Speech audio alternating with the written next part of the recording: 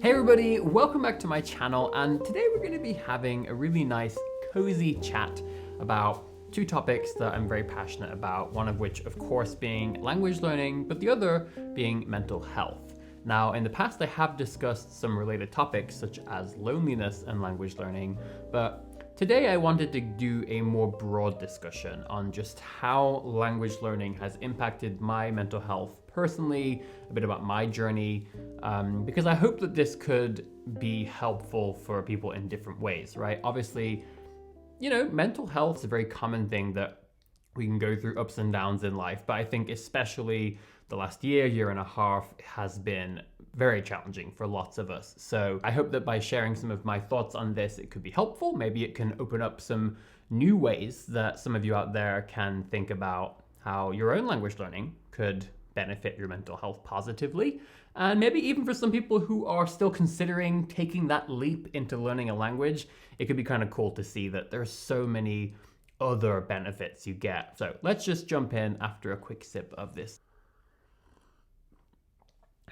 So I'll start by just saying very broadly that language learning has had an immensely positive impact on my mental health over the last decade now that I've been learning languages in a pretty serious way. I've definitely gone through a pretty crazy array of weird and difficult circumstances and situations over the course of that time.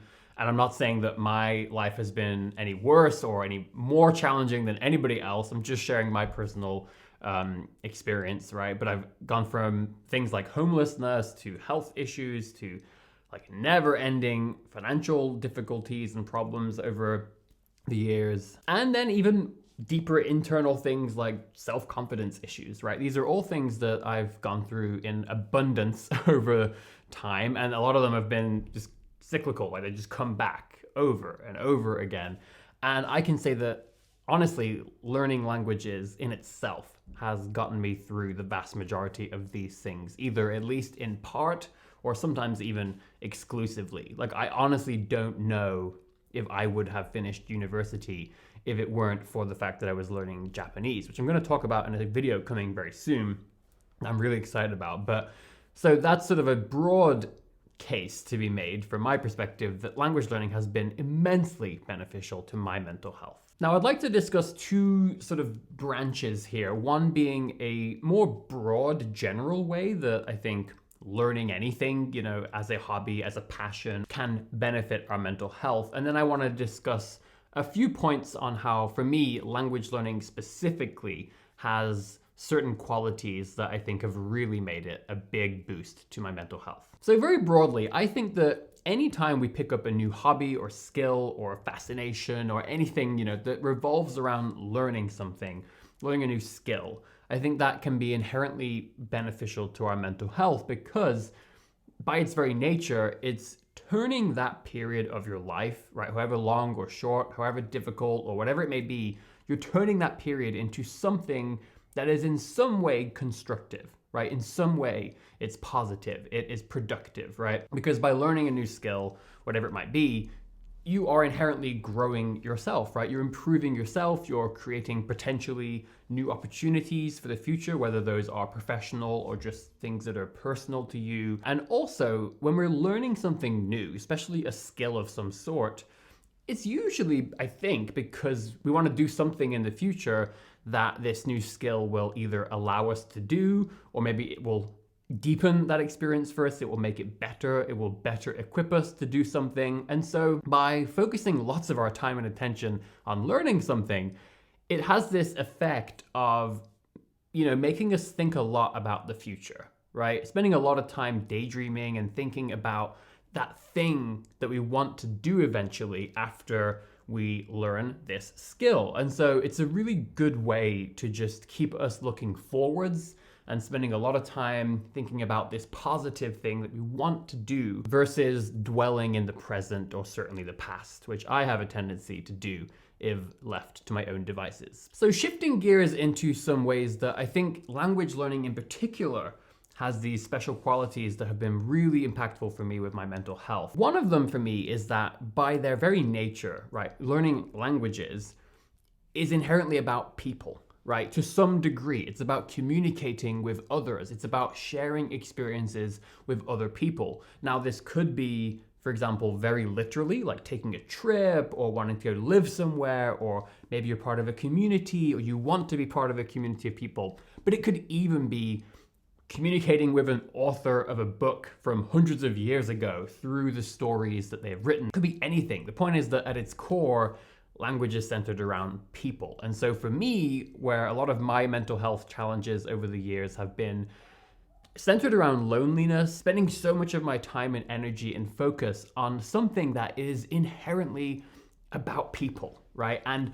most of all, it's creating opportunities that will allow me to share much richer and more numerous and varied life experiences in the future with people. I find that very comforting in those most intense moments of loneliness. And that leads me into another one, which is language learning. By its very nature, it is opening up doors to new experiences in life that you can have later on, right? And so I think another aspect that has been challenging for my own mental health over the years has been this feeling that I've been missing out on so many experiences in life. First of all, even when my life involved, living in different places and moving around a lot, that might look like, oh, he's like going out there having the time of his life. But no, I was just living in places. And most of the time I was in very difficult financial situations. I was not going out and just seeing the world, traveling in the way that you might think. I wasn't going to places for fun. I was just trying to survive. And in a lot of cases, I didn't really see anything in most of the places that I lived. And then for the last 4 or 5 years, I've been mostly just in a cave. Like as many of you know, I was either, writing my book, or I was learning how to program, and then I was trying to build Journaly while doing all these things. So my 3 years in the Bay Area, aside from when I moved to Oakland, I didn't even leave San Francisco.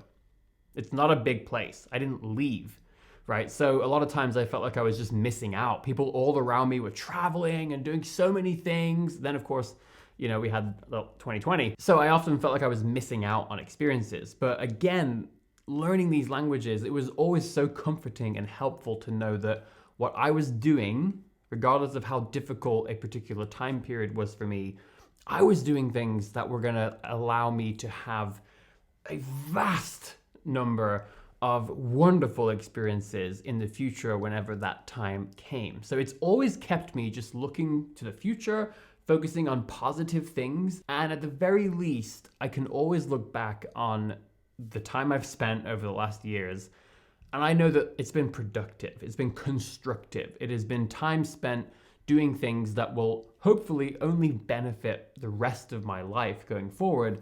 So I just think that is incredibly helpful for impacting our mental health in a positive direction. Now, a huge thing I'd also like to mention is what I discussed in my video on loneliness. Languages for me have genuinely become like friends or companions. And I think especially the fact that I've learned a whole variety of different languages, they each have their own personality, their own world that they open up to me. And so it very much feels like having a group of different friends. So I got my one friend, Spanish, and spending time with Spanish, watching a TV drama or watching a film or reading a book, it's a completely different experience than doing the same thing in German or in, Swedish or in Japanese or in Mandarin Chinese, right? And so it's almost like I have these different people who I can spend time with. And as I discussed in that video on loneliness, over the Christmas break, I was particularly lonely. And for whatever reason, Spanish just came to my rescue. And it was really, it was like a friend coming and just saying, let's go through this period together, right? Let's do loads of stuff together. And I just immersed myself in all kinds of stuff with Spanish. And it was really special. I sometimes feel like it's kind of strange how I view languages like that. But whenever I say this, it seems to resonate with a lot of people who also are language enthusiasts out there. So that's an important thing to mention as well. One more thing I'll say about this idea of feeling like I'm missing out on experiences in the world and in life is that although I haven't really been out at all, to be honest, in the last 4 or 5 years, and almost literally just in a cave, trying to build stuff and trying to create a better future for myself and also trying to help people out there. At the same time, through consuming content like films, documentaries, novels, or nonfiction books, or any of these these things, yeah, you could do that anyway, right? And you could experience the world that way. But I find that when you're learning the language of a particular place or a particular group of people, you experience all those things through a different lens. And I find that it gives me, at least, a very different level of satisfaction, right? And so there are ways that learning languages has very specifically pushed me and helped me to still explore the world in my own way, but doing so in a way that does feel special, and does feel different than if I were just, watching documentaries about different places without that language learning component. And the final thing I'll mention, I think, is that learning languages has really helped me when I have that feeling of being lost. And I think that this is very relatable for so many people, where sometimes we just don't know where we are, where we're going, we're not sure what the best next step is to take. And in a given moment, you're like, I don't know what to do with my time, what to do with my life today, tomorrow, this week. And so for me, I've always had language learning.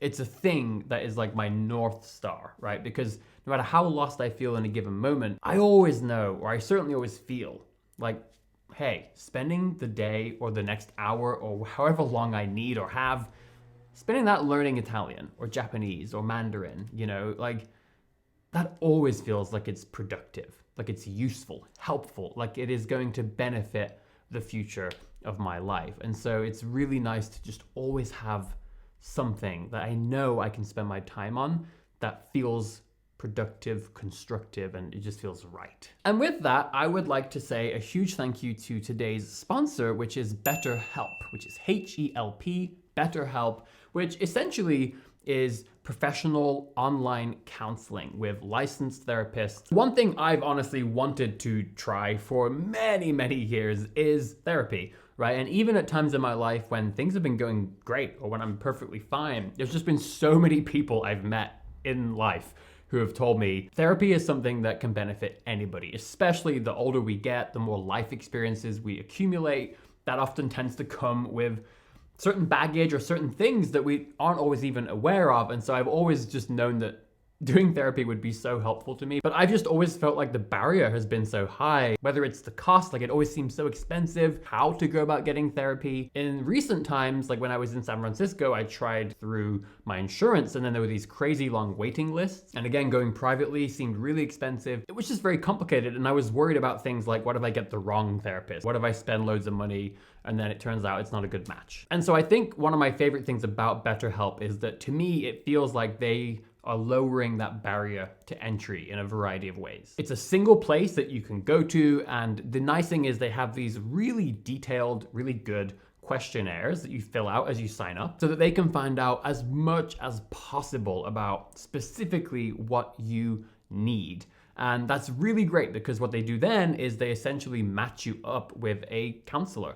And the cool thing is that once you match with somebody, it's not like you're stuck with them. You have the freedom, even from the first moment, to find a different counselor. So it's really cool because you're not just spending tons of money on one particular person and locked in to a given number of sessions. And my favorite thing, I think, honestly, is the fact that they offer financial assistance to those who need it. So you can apply for that. And as many of you know, I'm very passionate about making resources people need financially accessible. So I love that BetterHelp has those types of offerings as well. The service is available to clients worldwide, and what's really cool is that it's also based on messaging. It's not just your traditional appointment. They do have those video calls where you get to have a session with your counselor, but you can also send them a message at any time, and you can get help that way as well in between sessions. Or you could even focus on messaging if you're just not comfortable yet having one of those one-on-one sessions. So again, it's accessible. It lowers that barrier to entry. And I just think it makes the whole process a lot smoother. It's not a crisis line. It's not self-help. This is professional counseling done securely online. So BetterHelp wants you to start living a happier life today. I certainly do. And so visit betterhelp.com. That's H-E-L-P, betterhelp.com/Robin to get 10% off your first month at BetterHelp and join the over 1 million people taking charge of their mental health with the help of an experienced professional. Okay, everybody, I hope you enjoyed this video. I hope it was helpful. I would love to hear about your own experiences with language learning and mental health, and I'll see you soon for another video.